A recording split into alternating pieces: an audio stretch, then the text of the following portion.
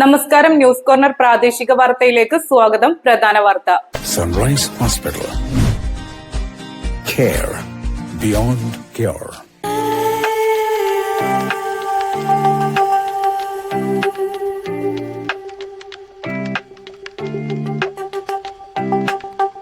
നിങ്ങൾക്കേവർക്കും Chithra gold and ഡയമണ്ട്സിന്റെ Christmas and new year ആശംസകൾ.